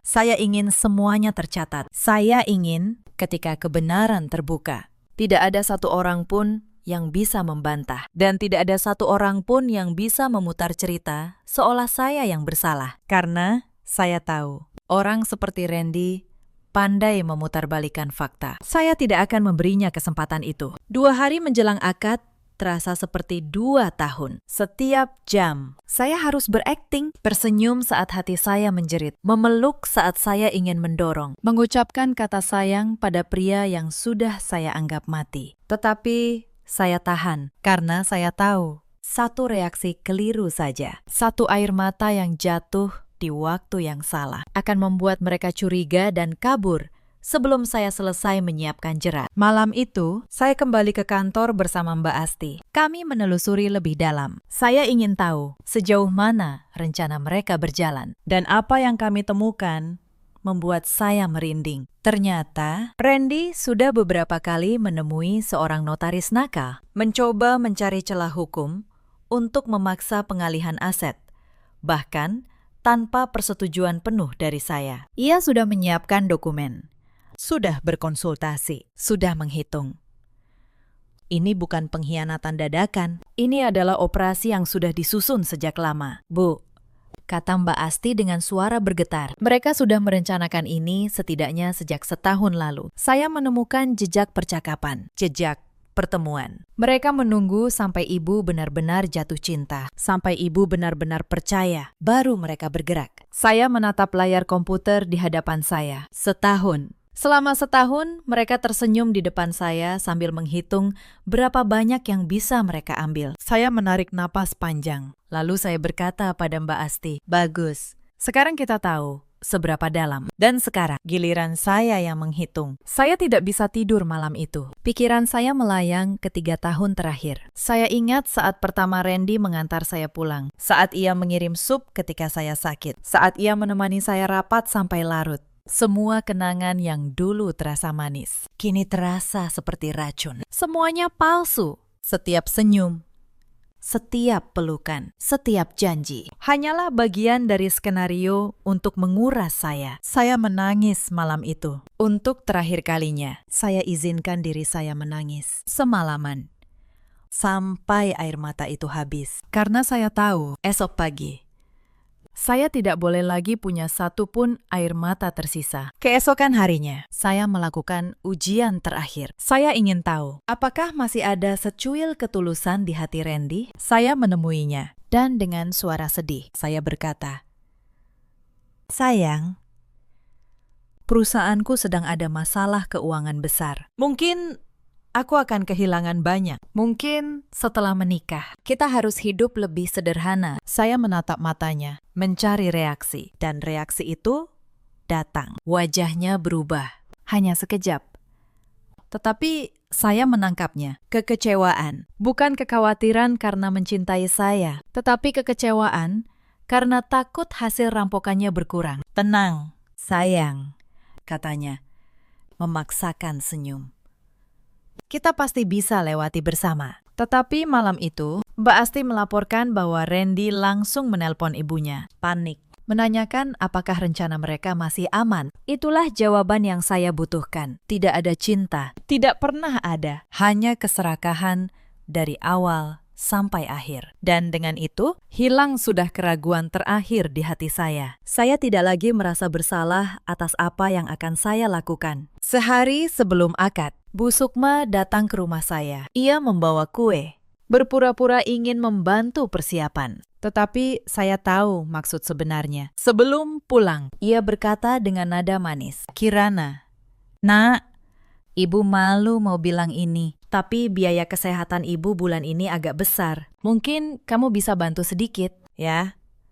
Hitung-hitung, sebentar lagi kita kan satu keluarga. Saya menatapnya, bahkan di detik-detik terakhir, mereka masih mencoba memerah saya. Saya tersenyum dan memberinya sejumlah uang. Bukan karena saya percaya, tetapi karena saya ingin satu bukti terakhir, satu transaksi terakhir tentang siapa mereka sebenarnya. Ia pergi dengan senyum puas, tidak tahu bahwa setiap rupiah itu hanya memperkuat map merah saya. Sehari sebelum akad, sesuai rencana, Pak Bram menyelesaikan semuanya. Seluruh aset utama saya, rumah Pondok Indah, 2 klinik, kantor pusat, dan seluruh rekening utama sudah dipindahkan ke dalam struktur badan usaha yang sepenuhnya saya kendalikan dan terkunci rapat secara hukum. Apapun yang akan ditandatangani esok hari tidak akan bisa menyentuhnya. Pak Bram menyerahkan map berisi akta resmi pada saya. Semuanya sudah sah, Bu. Mereka tidak akan bisa mengambil apapun. Saya memegang map itu. Dan untuk pertama kalinya dalam beberapa hari, saya merasa benar-benar tenang. Malam sebelum akad, saya duduk sendiri di teras Pondok Indah, tempat di mana Randy dulu berlutut melamar saya. Saya minum kopi terakhir saya sebagai perempuan yang patah hati. Esok pagi, saya tidak akan lagi menjadi korban. Saya menatap rumah saya, rumah yang mereka kira sebentar lagi jadi milik mereka. Dan saya tersenyum. Karena di laci kamar saya ada sebuah map merah dan sebuah surat yang akan mengubah segalanya. Mereka tidak tahu, malam itu adalah malam terakhir mereka tidur dengan mimpi yang salah. Hari yang ditunggu pun tiba. Pagi itu, langit Jakarta cerah. Gedung tempat akad sudah dipenuhi bunga. Ratusan kursi tertata rapi. Tamu-tamu mulai berdatangan. Relasi bisnis saya, kerabat, teman lama. Semua tersenyum, mengucapkan selamat. Mereka tidak tahu apa yang akan terjadi. Saya berdiri di ruang rias, mengenakan kebaya putih yang anggun. Di cermin, saya menatap wajah saya sendiri. Tenang, sangat tenang. Tidak ada gugup. Tidak ada air mata, hanya satu hal yang menyala di dada saya. Kepastian, di tangan saya tersembunyi rapi. Ada sebuah map merah, dan di dalam tas saya, sebuah ponsel berisi rekaman dan foto-foto yang akan saya tayangkan di layar besar gedung itu. Randy datang dengan setelan jas yang gagah. Jas yang, tentu saja, saya yang membayar. Ia tersenyum lebar saat melihat saya. Kamu cantik sekali, sayang, katanya. Ia mengeluarkan sebuah map dari sakunya. Map berisi surat pengalihan aset yang sudah disiapkan pengacaranya. Ini suratnya. Nanti setelah akad, kita tanda tangani di depan saksi, ya. Biar semuanya resmi. Saya tersenyum dan mengangguk. Tentu, sayang, aku sudah tidak sabar. Bu Sukma duduk di kursi keluarga paling depan, persis seperti yang saya minta. Ia mengenakan kebaya terbaiknya, wajahnya berseri. Di sampingnya, Galih, adik Randy, sibuk dengan ponselnya. Dan di barisan tamu, dengan seragam panitia, berdiri Vina. Ia yang mengatur jalannya acara. Ia tersenyum pada saya. Senyum yang 2 tahun ini saya kira tulus. Acara dimulai. Penghulu mengambil tempat. Para saksi duduk. Suasana khidmat. Randy duduk di hadapan penghulu, siap mengucapkan ijab. Dan saat itulah, sebelum kalimat suci itu terucap, saya bangkit dari kursi saya. Saya berdiri. Semua mata menoleh ke arah saya. Mohon maaf, kata saya dengan suara tenang yang terdengar ke seluruh ruangan. Sebelum akad ini dilanjutkan, izinkan saya menyampaikan sesuatu kepada semua tamu yang hadir. Randy menatap saya bingung. Bu Sukma tersenyum, mengira saya akan memberi sambutan haru. Kirana, nak, kamu mau bicara apa? Tanyanya lembut. Saya menatapnya. Lalu, saya menatap Randy. Lalu Vina. Dan saya tersenyum. Saya hanya ingin berbagi cerita, kata saya. Tentang seorang perempuan yang mencintai dengan tulus. Yang memberikan segalanya pada pria yang ia percaya, yang mengangkat seorang gadis miskin menjadi orang kepercayaannya, dan tentang bagaimana ketulusan itu dibalas dengan pengkhianatan. Suasana mulai berubah. Tamu-tamu saling berpandangan. Randy berdiri. Kirana, kamu kenapa? Jangan bercanda di saat seperti ini. Saya tidak menjawabnya. Saya memberi isyarat pada Mbak Asti. Layar besar di belakang panggung menyala, dan di sana. Terpampang sebuah tangkapan layar. Pesan dari Vina kepada Randy. Sayang, aku sudah check-in. Kamar yang biasa. Soal harta si bos. Ibumu bilang semua sudah diatur. Ruangan itu seketika riuh. Tamu-tamu berbisik. Wajah Randy memucat. Itu bukan seperti yang kalian pikirkan. Ucapnya tergagap. Vina, di barisan panitia, membeku. Tasnya jatuh dari tangannya. Bu Sukma berdiri dari kursinya. Kirana, apa-apaan ini? Saya tetap tenang. Saya berjalan ke tengah ruangan, membuka map merah saya. Ini, kata saya sambil mengangkat setumpuk kertas, adalah rekening koran perusahaan saya selama 2 tahun terakhir. Di sini tercatat, hampir 800 juta rupiah uang perusahaan saya mengalir setiap bulan ke sebuah rekening pribadi. Rekening atas nama Vina Maharani, asisten yang saya percaya, yang menandatangani sendiri dokumen-dokumen ini. Saya melemparkan tatapan ke arah Vina. Betul, Vina. Atau saya perlu tunjukkan tanda tangan kamu satu persatu? Vina menggeleng panik. Bu, saya bisa jelaskan. Air matanya mulai jatuh. Tetapi kali ini, air mata itu tidak lagi menyentuh saya. Dan ini, saya melanjutkan. Mengangkat lembar berikutnya adalah bukti sewa sebuah apartemen yang selama ini saya bayar. Apartemen yang katanya kantor calon suami saya. Ternyata di sana tinggal seorang perempuan. Perempuan yang sama, yang sekarang berdiri di sana dengan seragam panitia pernikahan saya. Ruangan itu gempar. Bu Sukma jatuh terduduk di kursinya. Randy maju ke arah saya. Kirana, dengar dulu. Kita bisa bicara baik-baik. Jangan permalukan saya di depan semua orang. Saya menatapnya. Untuk pertama kalinya, tanpa cinta sama sekali. Memalukan, kata saya pelan. Kamu bicara soal malu. Kamu yang merencanakan untuk menguras seluruh harta saya, lalu membuang saya seperti sampah. Saya menoleh ke arah para tamu. Tuan-tuan dan nyonya sekalian, pria ini dan ibunya dan perempuan itu sudah lama menyusun rencana. Mereka berniat memindahkan seluruh aset saya, rumah, klinik, kantor, ke atas nama Randy setelah kami menikah, lalu menceraikan saya dan membuang saya. Surat pengalihan itu bahkan sudah mereka bawa hari ini. Iya, kan? Randy. Wajah Randy putih pasi. Map di tangannya gemetar. Saya mendekat.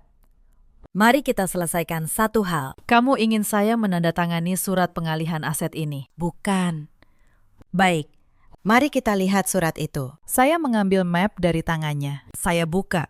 Saya tunjukkan pada para saksi dan notaris yang sudah saya undang. Surat ini meminta saya memindahkan rumah Pondok Indah, 2 klinik, dan kantor pusat ke nama Randy Pratama. Saya tersenyum tipis. Sayang sekali, kemarin, 1 hari sebelum hari ini, seluruh aset itu sudah saya pindahkan ke dalam sebuah yayasan dan badan usaha yang sepenuhnya saya kendalikan. Hitam di atas putih, tercatat resmi. Surat yang kalian bawa ini tidak memindahkan apapun. Kalian sudah merancang untuk menandatangani sesuatu yang sudah kosong. Saat itulah Randy mencoba cara terakhirnya. Cara yang sudah saya duga. Ia berbalik menghadap para tamu. Mengubah air mukanya menjadi seperti orang yang teraniaya. Bapak-bapak, ibu-ibu, jangan percaya semua ini. Perempuan ini memang seperti itu. Dingin. Perhitungan. Gila kendali. Saya yang membayar semua persiapan pernikahan ini. Saya yang berkorban. Dia hanya mencari alasan untuk mempermalukan saya. Beberapa tamu sempat ragu, saling berbisik. Saya tahu, inilah senjata orang seperti Randy. Membalikkan fakta, menjadikan korban sebagai pelaku. Tetapi, saya sudah menyiapkan jawaban. Saya memberi isyarat pada Mbak Asti sekali lagi. Di layar besar, muncul bukti pembayaran. Gedung ini dibayar dari rekening saya. Catering dari rekening saya. Gaun, undangan, dekorasi, semuanya dari rekening saya. Lalu muncul pula rekaman suara. Suara Randy sendiri menelpon ibunya malam itu. Panik menanyakan apakah rencana mereka masih aman. Suaranya jelas terdengar ke seluruh ruangan. Bu, Si Kirana bilang perusahaannya lagi bermasalah. Jangan sampai gagal rencana kita. Kita sudah nunggu setahun lebih buat ini. Ruangan itu hening sejenak, lalu pecah. Tidak ada lagi tamu yang ragu. Wajah Randy yang tadi berusaha tampak teraniaya, kini hancur total. Ia tahu. Tidak ada lagi cerita yang bisa ia putar. Kamu yang membayar semua persiapan. Randy, kata saya. Suara saya tetap tenang. Tunjukkan satu saja bukti pembayaran atas namamu. Satu saja. Saya tunggu. Ia terdiam. Tentu saja, ia tidak punya. Karena dari awal, ia tidak pernah punya apa-apa. Semua yang ia banggakan adalah milik saya. Salah seorang tamu. Seorang relasi bisnis senior yang saya hormati. Berdiri. Kirana, katanya. Kami semua di sini menjadi saksi. Kamu tidak melakukan kesalahan apapun. Kami berdiri di belakangmu. Beberapa tamu lain mengangguk. Ada yang bertepuk tangan pelan. Saya merasakan sesuatu yang hangat di tengah dinginnya hari itu. Saya tidak sendirian. Penghulu berdiri, menggeleng. Lalu meninggalkan tempatnya. Akad ini tidak bisa dilanjutkan, katanya tegas. Penghulu berdiri, menggeleng. Lalu meninggalkan tempatnya. Akad ini tidak bisa dilanjutkan, katanya tegas. Para tamu mulai bangkit. Sebagian merekam dengan ponsel mereka. Sebagian menggeleng menatap Randy dan keluarganya. Gali, adik Randy, mencoba menyelinap keluar. Tetapi saya sudah menyiapkan satu hal untuknya juga. Gali, panggil saya. Klinik di Kemang yang katanya kamu mau pegang. Maaf sekali. Itu juga atas nama saya. Bu Sukma menangis, memohon. Kirana, nak, tolong. Pikirkan nama baik keluarga. Jangan begini. Saya menatap perempuan yang dulu memuji saya di depan tetangganya. Nama baik, Bu. Ibu memikirkan nama baik sekarang. Di mana pikiran itu saat ibu menyusun rencana untuk menguras saya? Saya memanggil ibu. Ibu. Saya memberi ibu segalanya, dan inilah balasannya. Saya berbalik. Saya menatap Vina yang masih terisak. Vina, 2 tahun lalu, saya menerima kamu karena saya kasihan. Saya melihat diri saya yang dulu pada kamu. Saya percaya kamu seperti adik sendiri, dan kamu membalasnya dengan mencuri uang saya. Dan mencuri pria yang akan saya nikahi. Soal uang yang kamu ambil, pengacara saya akan mengurusnya secara hukum. Sampai jumpa di pengadilan. Vina jatuh berlutut di lantai, menangis sejadi-jadinya. Bu, maafkan saya. Bu, saya hilaf. Saya tidak akan mengulanginya. Tolong. Bu, saya menatapnya cukup lama. Dulu, air mata seperti itu akan meluluhkan saya. Dulu. Saya akan langsung memaafkan, memberi kesempatan kedua, ketiga, keempat. Tetapi hari ini saya hanya merasa kosong, bukan benci, hanya kosong. Vina, kata saya pelan.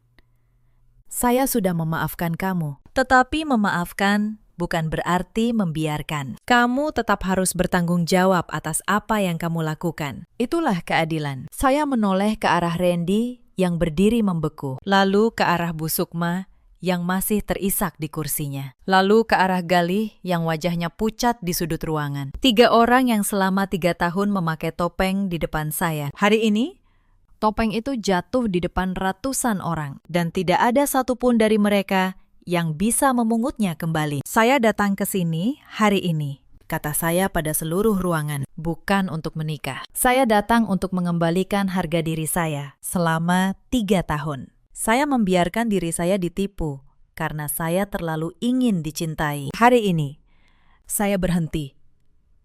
Bukan karena saya kuat, tetapi karena saya akhirnya tahu bahwa mencintai diri sendiri jauh lebih penting daripada dicintai oleh orang yang salah. Saya melepas selendang kebaya saya, meletakkannya di kursi, dan berjalan keluar dari gedung itu dengan kepala tegak. Di belakang saya, Terdengar suara kekacauan. Tangis Bu Sukma, suara Randy yang memohon. Bisik-bisik para tamu. Tetapi saya tidak menoleh sekalipun. Untuk pertama kalinya dalam 3 tahun, langkah saya terasa ringan. Di luar, matahari bersinar terang. Pak Bram sudah menunggu di mobil.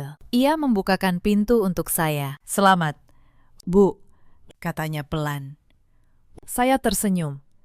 "Untuk apa?" "Pakistan." Ia menatap saya. "Untuk hari ini, untuk tidak menjadi korban." Saya mengangguk.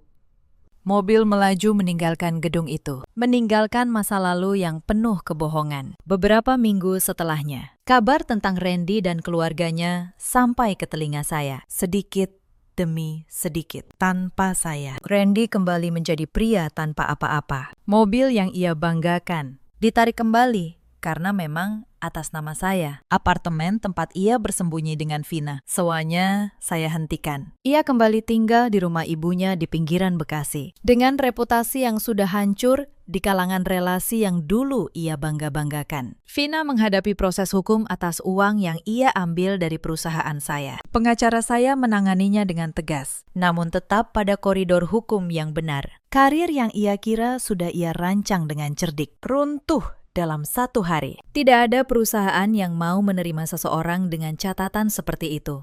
Gadis yang dulu menangis di ruang wawancara saya, kini menangis untuk alasan yang sangat berbeda. Bu Sukma kehilangan hal yang paling ia jaga. Nama baiknya di mata para tetangga dan kerabat yang dulu ia pamerkan. Cerita tentang menantu idaman yang ia banggakan, kini berubah menjadi cerita tentang keluarga yang mencoba menipu perempuan baik dan gagal. Gali kembali ke usahanya yang tak pernah maju, tanpa klinik yang sempat ia bagi-bagi dalam hayalannya. Dan saya kembali ke kantor saya keesokan paginya. Saya kembali minum kopi di teras Pondok Indah, sendirian. Seperti dulu. Tetapi kali ini, kesendirian itu tidak terasa pahit. Saya merasa utuh. Saya membangun ulang lingkaran kepercayaan saya. Mbak Asti, saya angkat menjadi tangan kanan saya. Pak Bram tetap menjadi penjaga setia segala urusan saya. Perusahaan saya terus tumbuh, lebih kuat dari sebelumnya. Tentu saja, tidak semua langsung membaik. Ada malam-malam ketika saya terbangun, dan teras itu terasa terlalu sepi. Ada saat ketika saya bertanya pada diri sendiri, apakah saya akan selamanya sendiri? Apakah luka ini membuat saya tidak akan pernah bisa percaya lagi? Tetapi setiap pagi, saat matahari menyinari kolam kecil di belakang rumah, saya mengingatkan diri saya pada satu hal. Saya selamat. Saya tidak kehilangan apapun yang benar-benar penting. Dan yang paling penting, saya tidak kehilangan diri saya sendiri. Beberapa bulan kemudian, kabar terakhir tentang Randy sampai pada saya. Ia mencoba mendekati perempuan kaya lain, mengulangi pola yang sama. Tetapi reputasinya sudah hancur. Cerita tentang akad yang gagal itu sudah menyebar di kalangan yang ia incar. Tidak ada lagi yang mudah ia tipu. Sebab dunia, sekecil apapun, selalu punya cara untuk mengingat siapa yang pernah berbuat curang. Karma tidak selalu datang dengan petir. Kadang ia datang perlahan, dengan menutup satu persatu pintu yang dulu terbuka. Saya tidak membenci cinta. Saya hanya belajar bahwa cinta tanpa kewaspadaan adalah pintu yang terbuka bagi orang-orang yang berniat jahat. Saya belajar bahwa memberi adalah hal yang baik, tetapi memberi tanpa batas kepada orang yang salah hanya akan menghancurkan diri sendiri. Dan saya belajar bahwa diam bukan berarti pasrah. Kadang, diam adalah cara seseorang menyiapkan badai. Cerita ini mengajarkan kita banyak hal. Jangan pernah menyerahkan seluruh hidupmu pada seseorang hanya karena ia pandai berkata manis. Dan jangan pernah meremehkan ketenangan seorang perempuan yang sedang terluka. Karena perempuan yang tenang di tengah pengkhianatan bukan perempuan yang menyerah. Ia hanya sedang memilih kapan dan bagaimana ia akan bangkit. Di luar sana, ada banyak perempuan yang seperti saya dulu, yang mencintai dengan tulus, memberi dengan ikhlas, dan dikhianati oleh orang yang paling mereka percaya. Jika kalian salah satunya, ketahuilah, luka itu tidak akan menghancurkan kalian, kecuali kalian membiarkannya. Kalian punya kekuatan untuk berdiri kembali, lebih tegar dari sebelumnya. Ada juga banyak pria seperti Randy di luar sana yang mengira kelembutan seorang perempuan adalah kelemahan, yang mengira ketulusan adalah sesuatu yang bisa dimanfaatkan. Kepada mereka, waktu selalu punya cara untuk mengajarkan bahwa siapa yang menanam pengkhianatan akan menuai kehancuran. Dan ada pula banyak ibu seperti Bu Sukma yang membutakan diri demi anaknya, sampai lupa pada batas antara benar dan salah. Kepada mereka, ada satu pelajaran yang pahit, bahwa membela anak dalam keburukan pada akhirnya hanya akan menjerumuskan anak itu sendiri dalam hidup. Kita selalu punya pilihan. Pilihan untuk menjadi korban atau pilihan untuk bangkit. Saya memilih bangkit dan saya tidak pernah menyesalinya. Jika kalian punya cerita serupa, ceritakan di kolom komentar. Mari kita saling menguatkan. Terima kasih sudah menemani saya sampai akhir cerita ini. Sampai jumpa di kisah berikutnya.